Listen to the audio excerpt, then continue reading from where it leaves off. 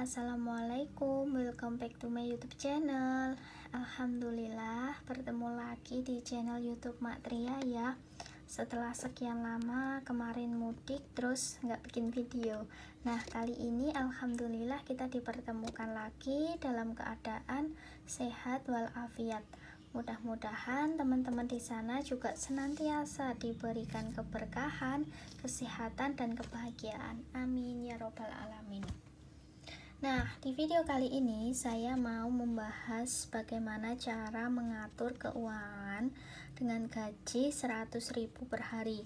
Karena kemarin banyak teman-teman yang request bagaimana cara mengatur gaji harian. Nah, di sini saya akan memberikan sebuah contoh bagaimana cara pengaturan keuangannya.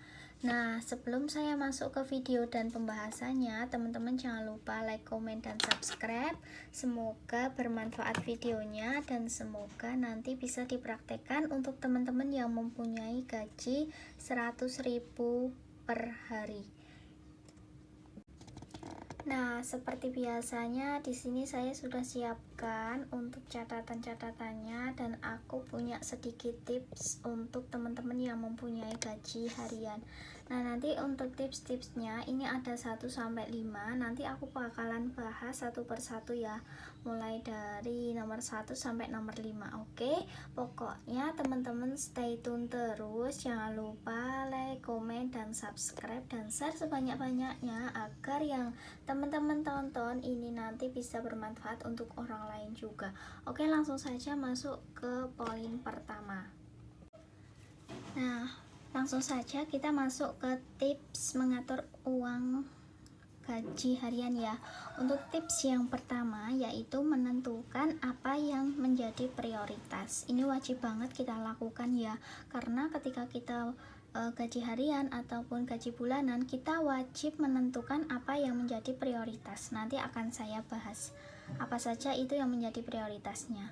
Kemudian yang kedua, ketika mendapat gaji langsung pisahkan. Nah, ini wajib banget ya. Kadang-kadang kita lalai ketika kita mendapat gaji langsung digunakan untuk beli ini tanpa harus dipisahkan terlebih dahulu.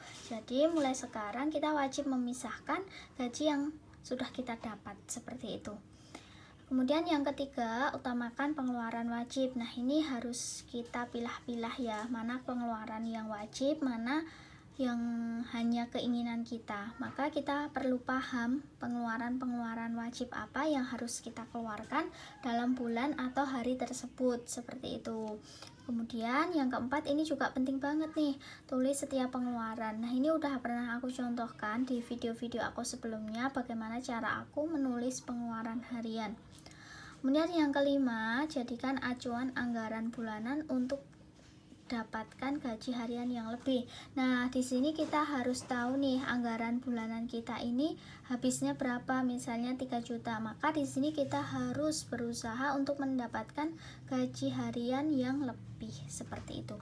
Nah, setelah tips-tips 1-5 ini, nanti di bawahnya saya akan mencontohkan atau memberi contoh dari nomor 1-5 seperti apa detailnya. Dan simak terus videonya ya teman-teman. Nah, di sini saya akan jelaskan detailnya dari tips-tips yang 1-5 tadi. Untuk tips yang pertama, di sini kita diwajibkan untuk menentukan apa yang menjadi prioritas. Nah, prioritas dalam kehidupan kita adalah untuk dalam hidup makan ya, pasti makan.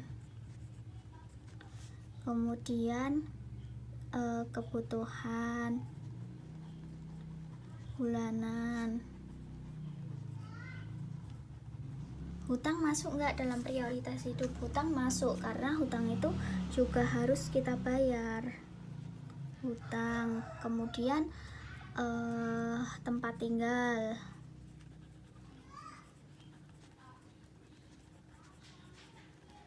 pakaian, dan lain-lain.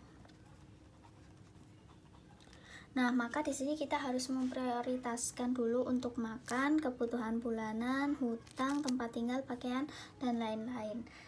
yang terutama adalah untuk makan dan kebutuhan bulanan atau harian seperti itu.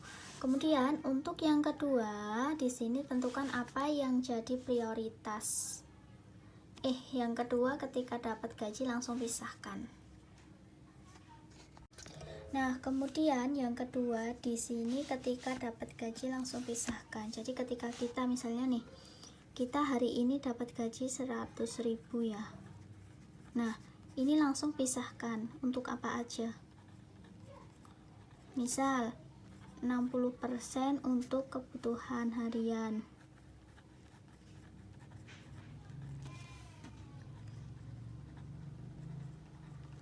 Kemudian 10% untuk ditabung.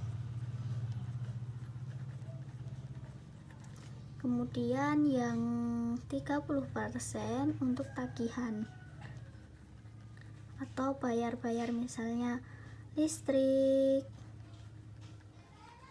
air, atau mungkin ada hutang seperti itu. Jadi pembagiannya paling simpel menggunakan rumus 60%, 10% untuk ditabung, 30% untuk bayar tagihan, hutang, dan lain-lain. Seperti itu.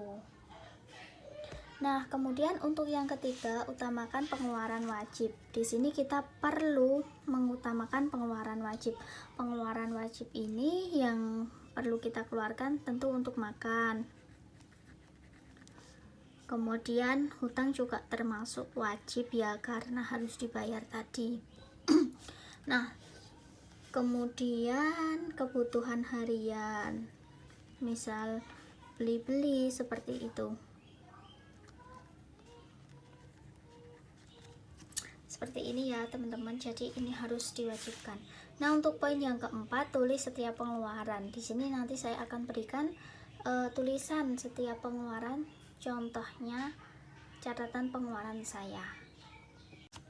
Nah, poin keempat ini saya jelaskan dulu ya bagaimana cara membuat tulisan catatan pengeluaran. Di sini teman-teman bikin tabel, atau mungkin kalau manual bisa pakai buku, atau yang otomatis bisa pakai Excel. Tapi aku di sini ajarkan yang manual aja.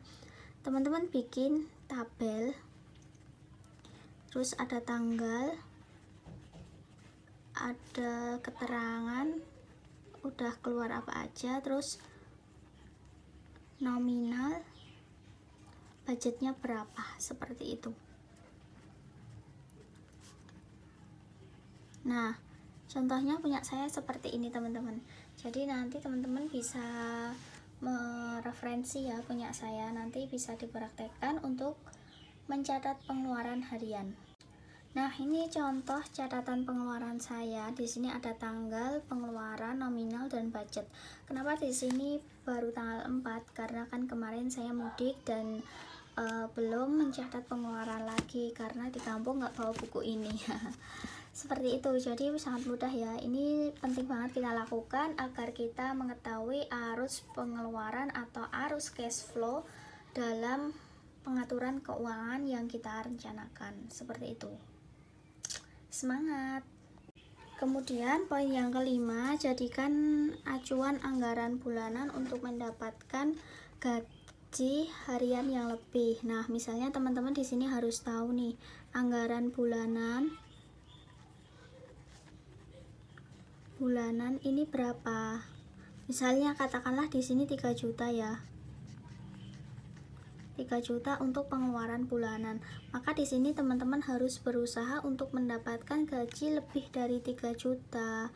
Berarti kan perharinya nggak 100.000, mungkin bisa 150 atau 200.000. Nah, teman-teman bisa cari penghasilan tambahan.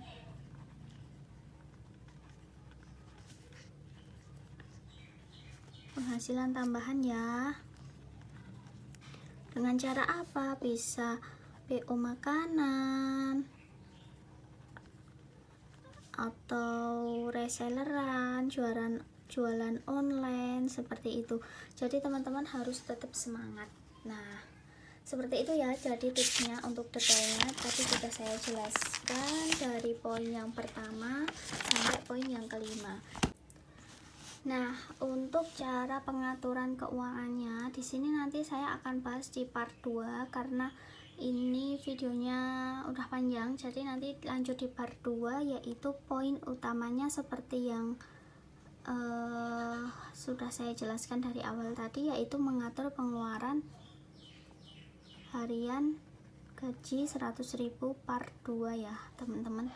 Oke, mungkin sekian video yang tips cara mengatur gaji harian 100.000 ini. Semoga nanti bisa bermanfaat dan bisa dipraktekkan dalam kehidupan sehari-hari ya tipsnya.